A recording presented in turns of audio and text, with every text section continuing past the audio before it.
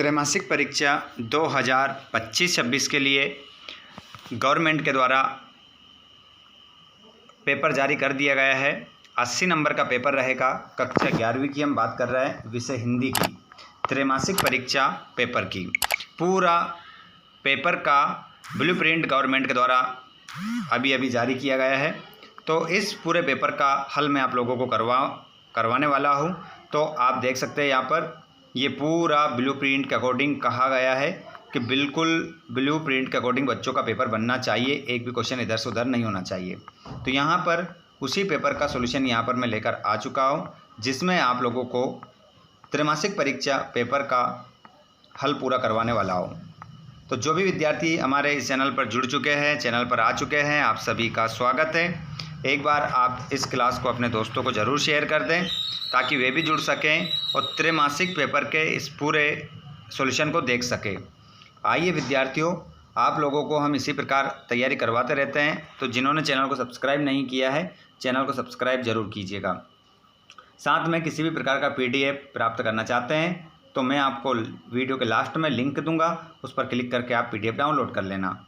सबसे पहले question number पहला है, निम्नलिखित प्रश्नों में से सही विकल्प का चयन करके लिखिए। जैसे हिंदी साहित्य का स्वर्ण युग कहलाता है, तो हिंदी साहित्य का जो स्वर्ण युग किसे कहते हैं? आदिकाल को कहते हैं, भक्ति काल को कहते हैं, रीतिकाल को कहते हैं, आधुनिक काल को कहते हैं। तो यहाँ पर आपका जो सही उत्तर होगा वो लगाइएगा आप भक्ति काल। कबीर ने ईश्वर के कितने रूपों को जाना है? तो कबीर ने ईश्वर के कितने स्वरूपों को जाना है? तो 1, 2, 3 अनंत। तो इसमें आपका जो करेक्ट आंसर हो जाएगा वो हो जाएगा 1। विदाई संभाषण के लेखक है प्रेमचंद, बाल मुकुंद गुप्त, लॉर्ड कर्जन, महावीर प्रसाद द्विवेदी। तो इसमें आपका जो आंसर होगा वो हो जाएगा बाल मुकुंद गुप्त।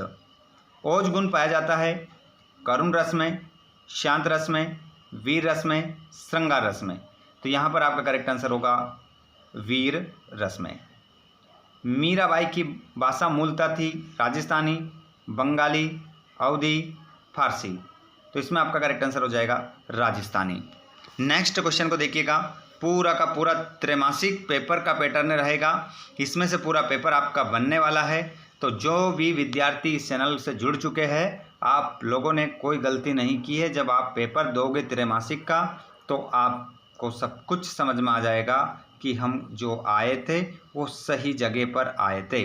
पूरा पेपर हमारा जो सर ने बताया था इसी में से पूरा आया है 2025-26 का। चलिए विद्यार्थियों, जो भी दोस्त हमारे जहाँ से भी जुड़ रहे हैं, आप हमें कमेंट बॉक्स में बताते रहें आपका नाम क्या है और आप इस वीडियो को कहाँ से देख रहे हैं।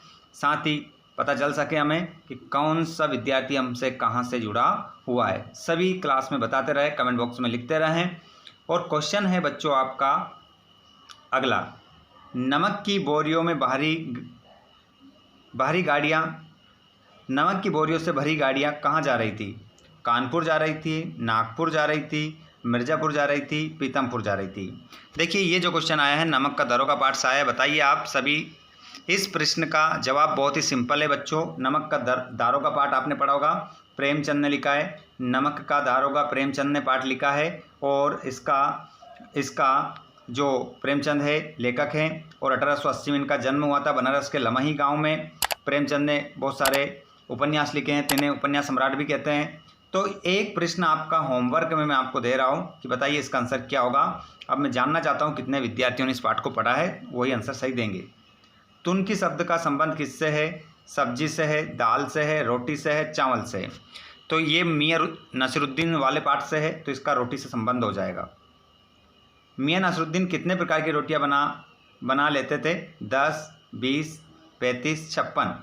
तो आप समझ गए होंगे, राइट आंसर क्या हो जाएगा? 56। पतेर पांचाली फिल्म किस भाषा की है? बांग्ला, गुजराती, मराठी, भोजपुरी। तो पतेर पांचाली जो फिल्म है किस भाषा की फिल्म है? बताइए जल्दी से, उसके बाद आंसर मैं बताऊंगा। बताइए अगला क्वेश्चन बताइए, आपका सभी का जवाब आना चाहिए। बिल्कुल, तो आंसर लगा देंगे आप बांग्ला। विदाई संभाषण किस विधा की रचना है? तो ये आपकी हो जाएगी रेखा चित्र, कहानी, व्यंग्य, नाटक। तो इसमें सही उत्तर जो आपका होगा वो हो जाएगा व्यंग्य। ऑप्शन नंबर 6 आपका करेक्ट होगा। प्रेमचंद का मूल नाम क्या था? नवाब राय, धनपत राय, गुलाब राय, बाबू राय। तो इसमें सही आंसर होगा धनपत राय। निम्न में से संचार का साधन नहीं है, रेडियो, टेलीविजन, समाचार पत्र, प्रिंटर। तो यहाँ पर आपका आंसर हो जाएगा प्रिंटर नहीं है। लता मंगेशकर के गायन की विशेषता बताना है। पूरे सिलेबस से संबंधित है और एक भी क्वेश्चन आपका ऊपर नीचे नहीं होगा। लता मंगेशकर के गायन की विशेषता है गानपन, कठोरता, बेताल उच्चार, वीर रस की प्रधानता। तो यहाँ पर आपका हो जाएगा गानपन। मीरा के गिरधर के मुकुट में क्या लगा है? मोर पंख लगा है, मोती लगा है, हीरे लगे हैं, कंकर लगे हैं। आप सभी जानते हैं, आपका आंसर भी आपको मिल गया होगा समझते ही सुनते ही। तो मोर पंख लगा है। ये मेरा घर है कथन में कौन सी शब्द शक्ति है? ये मेरा घर है, इसमें जो शब्द शक्ति है वो हो जाएगी अभिधा शब्द शक्ति, क्योंकि इसमें लक्षण नहीं बताया गया है, ना व्यंजना व्यक्त की गई है। यहाँ पर अभिधा शब्द शक्ति आंसर होगा।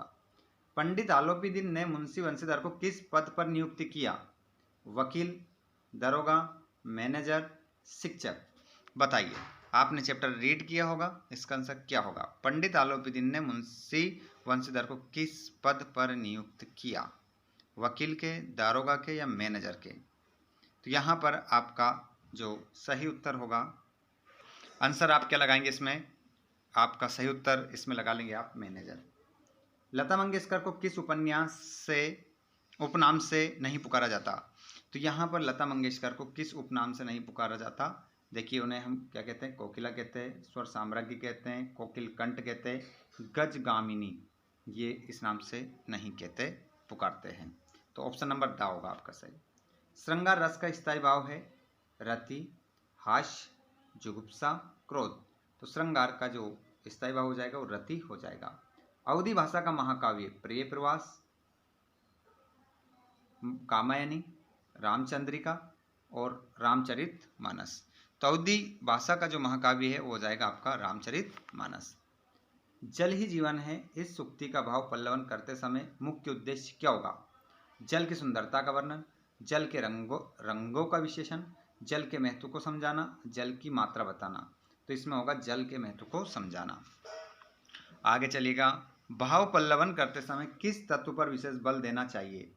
मात्र शब्दों की संख्या, विशेष से संबंधित तर्क, बाहुनात्मक अभिव्यक्ति और आंकड़ों की प्रस्तुति। तो देखिए, भाव पल्लवन करते समय किस तत्व पर विशेष बल देना चाहिए? तो यहाँ पर हो जाएगा आपका विषय से संबंधित तर्क।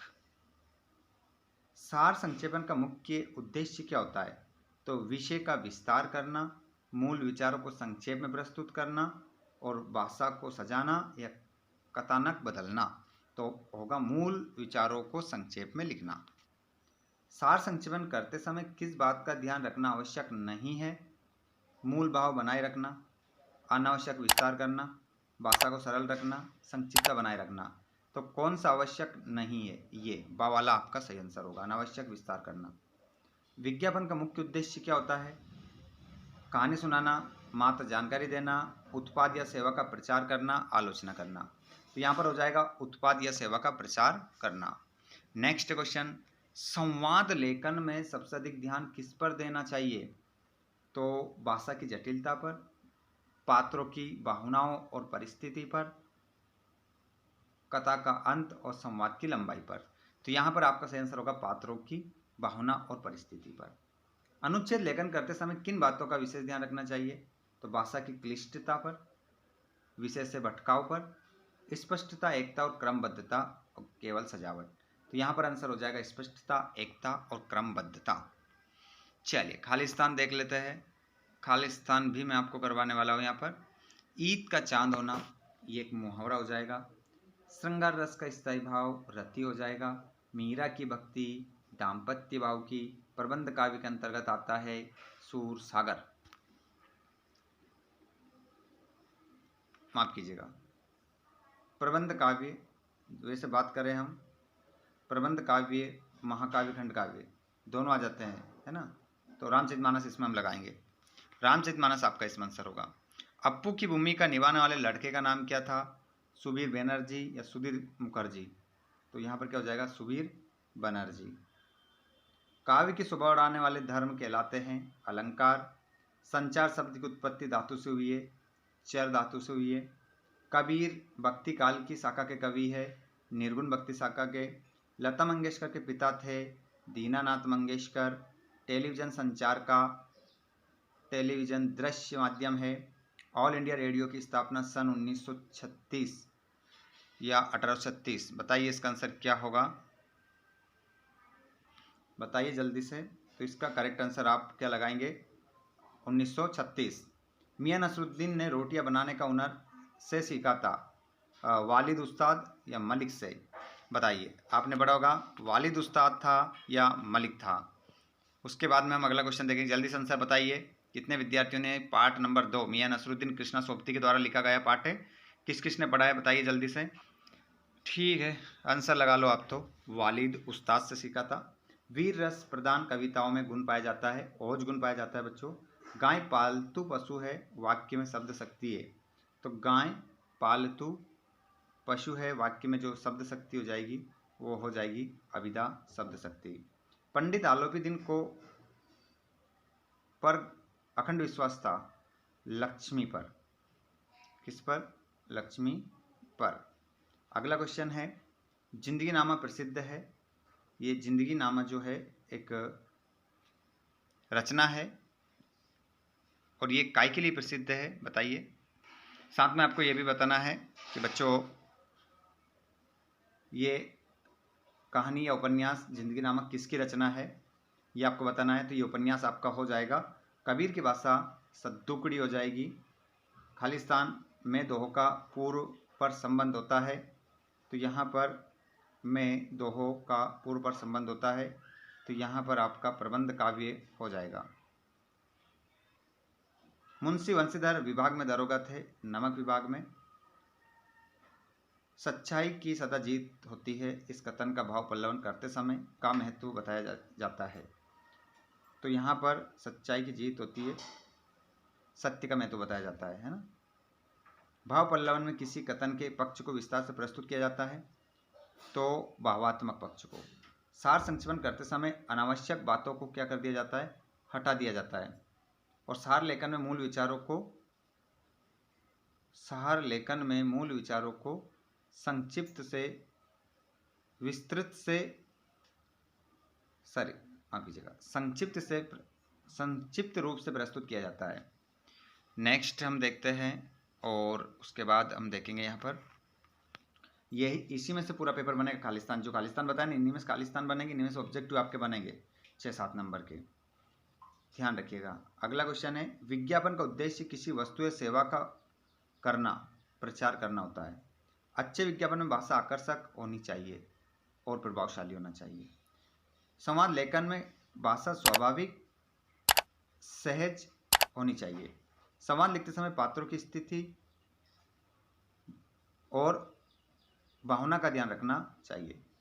अनुच्छेद लेखन में विषय से संबंधित विचार क्रमबद्ध रूप से प्रस्तुत किए जाते हैं। अनुच्छेद की भाषा सरल, स्पष्ट और उद्देश्यपूर्ण होनी चाहिए।